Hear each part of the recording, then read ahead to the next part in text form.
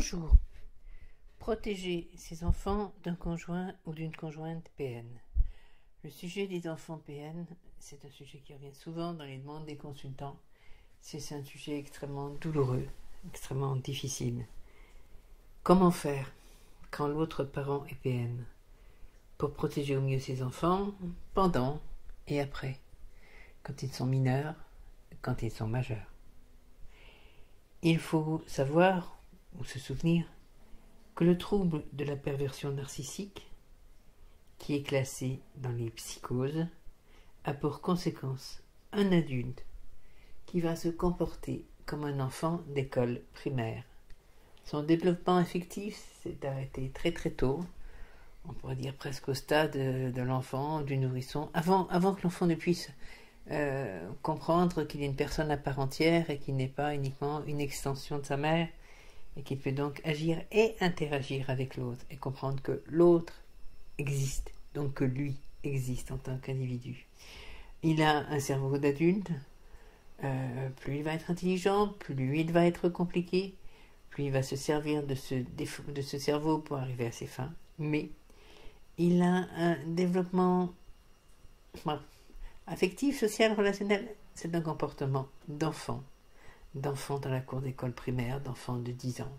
Très souvent, ce petit caïd-là, qui veut se prendre pour le chef, qui essaye d'en soumettre un autre, et qu'on peut arrêter très facilement quand on le connaît. Mais bon, c'est un comportement qui ne colle pas avec ce qu'on attend d'un adulte, et donc on ne peut pas en espérer qu'avec ses enfants, il se comporte comme un parent devrait le faire.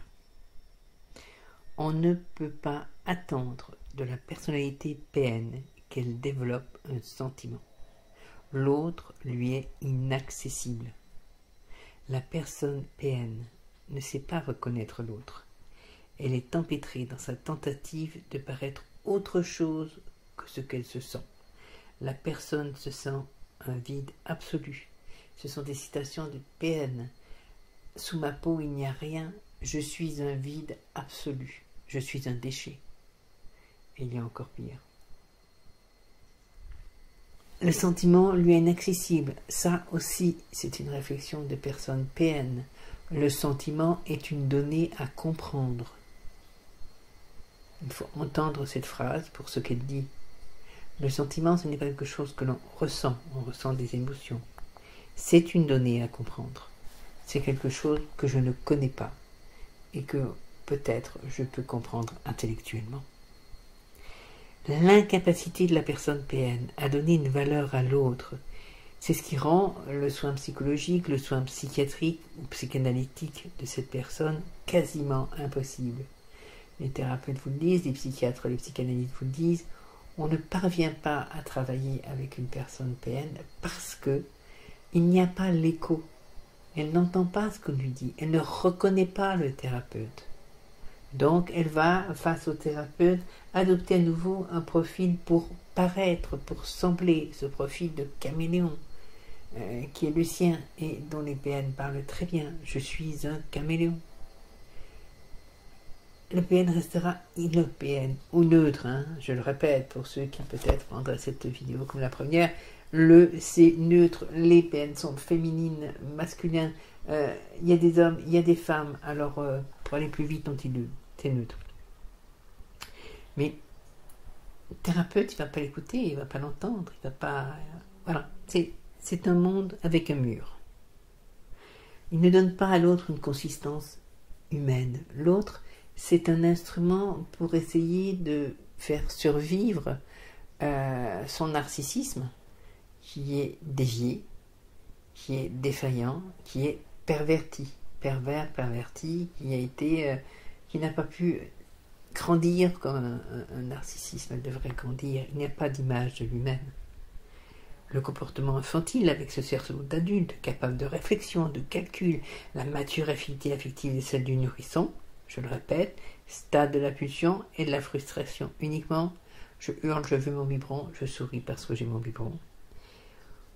On ne peut pas envisager qu'il vous donne une réelle place, une réelle attention à son enfant, une attention véritable, c'est pas possible. Pour le PN, l'enfant n'est qu'un miroir. ou est, ou bien est aussi un instrument pour se sentir exister, se sentir puissant en pouvant agir sur l'autre.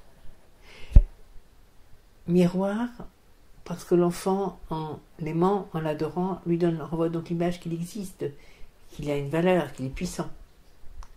Instrument, parce que s'il peut agir sur l'enfant à sa guise et diriger sa volonté et obtenir de lui qu'il fasse ce qu'il veut, qu'il le reconnaisse, qu'il lui obéisse, alors il se sent à nouveau puissant. Il se sent exister. Ça peut se traduire par une emprise très, très, très forte. Attention. Ce sont des mots terribles, hein, quand on parle d'enfant. Mais ça ne fait que refléter la froide, très très froide, l'implacable réalité du trouble. PN. Alors, l'enfant, son danger avec l'enfant quand on est une personne PN, c'est que la manière dont il va l'instrumentaliser au profit de l'alimentation de son narcissisme, ça peut se traduire par une emprise très très forte.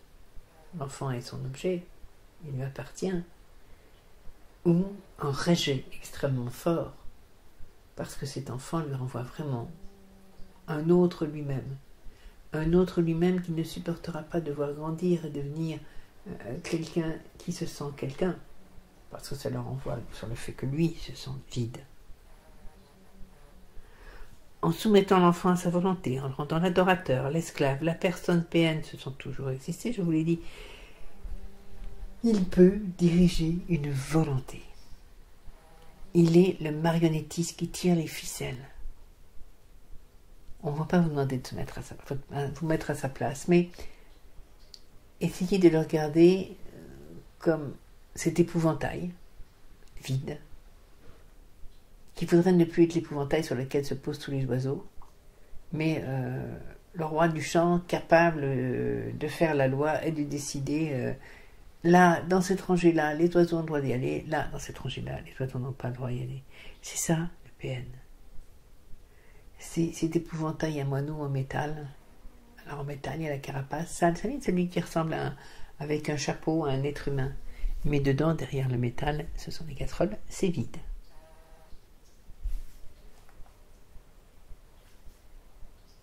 Lorsque le PN voit dans l'enfant la faiblesse, il rejette. Il ne supporte pas la faiblesse. Parce que la faiblesse, c'est la sienne qu'il voit.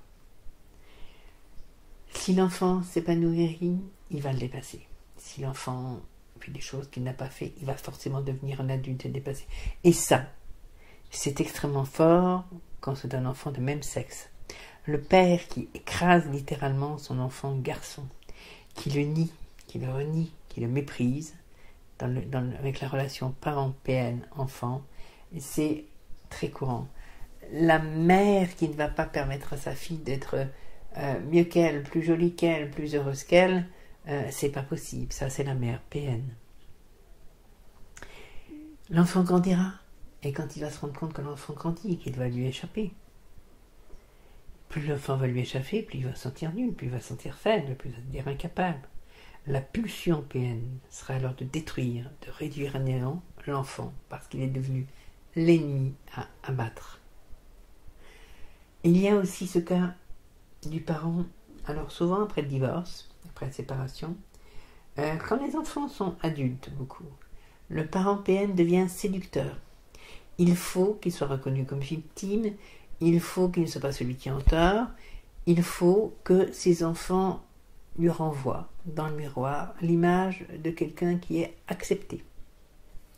Et donc, il va devenir la pauvre victime, il va être gentil, il va être adorable. Et ses enfants, qui ont couru toute leur enfance après ce père, dont ils sentaient bien qu'il y avait quelque chose qui ne leur renvoyait pas, même s'il était cadeau, surtout avec sa fille, très proche, trop proche, quelque chose manquait. Ces enfants vont courir après le rêve de ce père, et vont essayer de le réaliser, et vont rejeter par exemple la mère, dans ce cas-là. Parce que la mère qui va essayer de leur dire « mais vous comprenez, je suis victime, ce n'est pas parce que je veux me séparer de votre père, etc. » Plus elle va s'expliquer, plus ils vont la rejeter. Ce sont encore des enfants. Ils ne veulent pas voir leur père comme il est. Ça pareil pour la mère. Hein. C'est la même chose. toujours, toujours, toujours. Quelle est la solution pour protéger l'enfant? Eh bien, quand il est petit, il faut laisser croire à la personne PN que l'accaparer ne provoque aucune réaction. Tu veux le prendre le week-end? Oui. Franchement, comme si ça vous était indifférent. On ne doit jamais mépriser une personne PN, parce que là, le coup qu'on lui envoie est trop dur et elle peut devenir très violente et dangereuse. Sinon, elle ne l'est pas. Elle craint la loi, elle craint l'autorité. Donc, elle contient ces accès de violence qui sont réels, qui existent à l'intérieur d'elle-même. Hein. Mais si on feinte l'indifférence, on donne l'impression d'être indifférent, on se comporte comme le parent quand l'enfant a fait une bêtise et essaye de faire lever la sanction et le parent ne lui répond pas. Il a donné la sanction, tu peux toujours faire ce que tu veux, tu peux te répugner, tu peux pleurer, tu peux faire le gentil, ça marche pas, voilà. C'est cette réaction. Ça fonctionne très très bien. Ça le perturbe. Ça le renvoie à « je ne suis pas capable d'avoir une action sur l'autre ». Qu'est-ce qui se passe?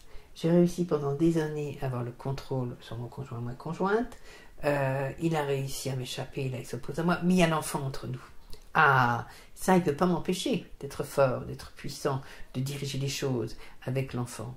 Hein? On va voir qui c'est le chef. Si le parent en face a l'air, et le PN ne peut pas penser un instant que c'est faux, que c'est du fake, comme on dit. Si le parent en face donne l'impression d'être totalement indifférent quelque part au sort de l'enfant en le laissant avec ce père, en ne le protégeant pas, en ne lui reprochant rien, le PN s'arrête. Parce que ce qu'il essayait d'obtenir n'est plus là. Il est plus puissant, il est plus fort, il dirige plus, l'autre s'en moque. Il n'a pas d'impact face à quelqu'un qui s'en moque. Donc il va arrêter. Et il va très très vite abandonner l'idée de prendre l'enfant, de s'en occuper, d'intervenir. Et c'est comme ça qu'on sauve son enfant des griffes d'un parent PN. Jouez l'indifférence totale. Si votre ex ou futur ex, conjoint ou conjointe PN, montre des velléités de prendre vos enfants en garde, faites comme si ça ne vous faisait ni chaud ni froid. Vous le verrez, cet abandon. C'est un faux désir. Ça ne cache qu'une stratégie de puissance face à l'autre. Quand ils sont adultes, n'essayez surtout pas de vous justifier. Montrez l'image du parent fort, du parent qui ne souffre pas, qui ne récrimine pas, du parent qui a tiré un trait, qui fait sa vie et qui est indifférent aux parents PN. Même adultes, je vous l'ai dit, ils demeurent les enfants de cette personne PN. Ils ont besoin de voir dans le miroir, vous, un parent fort, un parent qui n'est pas atteint, un parent qui vit sans entrave. Cette attitude de force et d'indifférence vis-à-vis de votre ex-conjoint, ça va être pour vos enfants comme lorsqu'ils étaient petits, la référence de solidité, et ils vont revenir vers vous. La stratégie de la victimisation PN que l'autre leur fait, ça perd son sens. Ça peut prendre des mois, mais c'est toujours efficace. Ils ont besoin d'un parent fort pour se sentir fort. Vous êtes à terre et l'autre en face leur joue la comédie. Ils sont perdus. Ils redeviennent des enfants.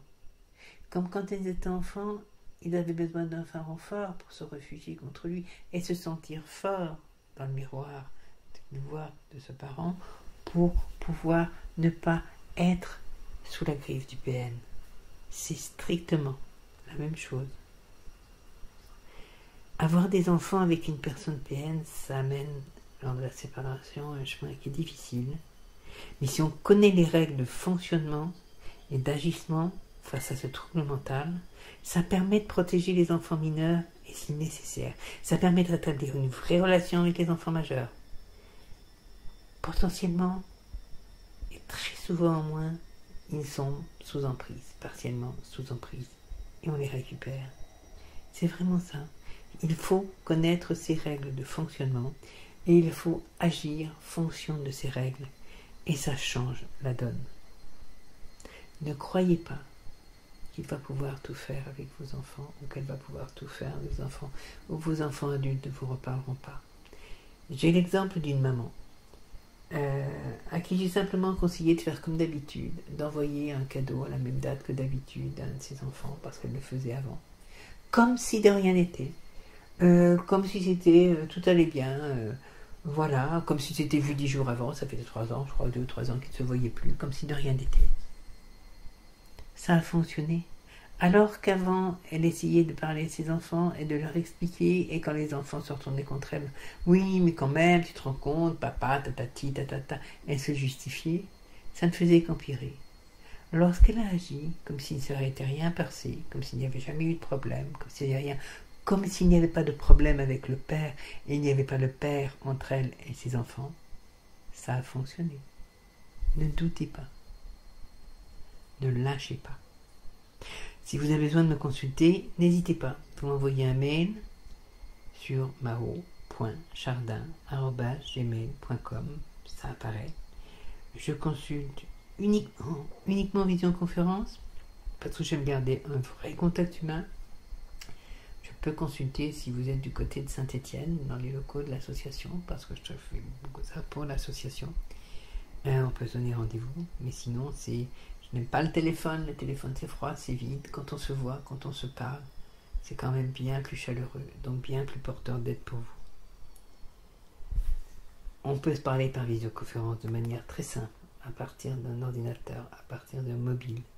C'est facile. Il n'y a jamais de problème. Et si on doit se parler, on y arrivera. Je vous dis à bientôt. Plein de lumière. Au revoir.